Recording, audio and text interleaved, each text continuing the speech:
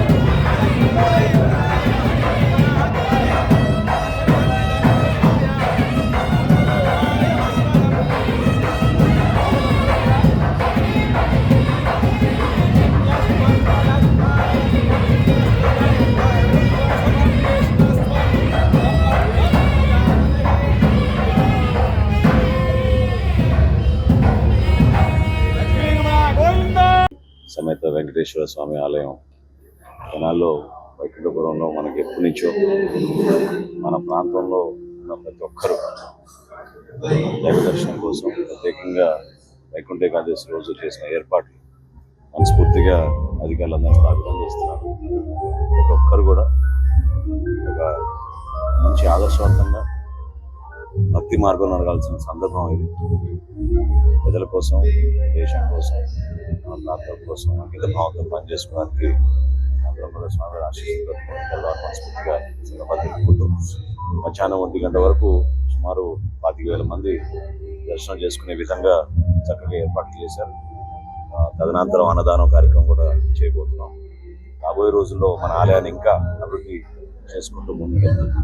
భక్తులకు ఎక్కడ కూడా అసౌకర్యం కలగకుండా పోలీస్ సిబ్బంది కూడా రాత్రి పగలు కష్టపడి చక్కటి ఏర్పాటు చేశారు. డిఎస్పీ గారికి వారి సిబ్బంది కూడా మనస్ఫూర్తిగా ధన్యవాదాలు. ఆలయంలోని అర్చకులకు, ఇక్కడ ఎండోమెంట్స్ డిపార్ట్మెంట్ ఉన్న మన ఈఓ గారు, అసిస్టెంట్ కమిషనర్ ఎండోమెంట్స్, ప్రతి ఒక్కరికి కూడా మనస్ఫూర్తిగా ఈ సందర్భంగా శుభాకాంక్షలు తెలుపుతున్నాను.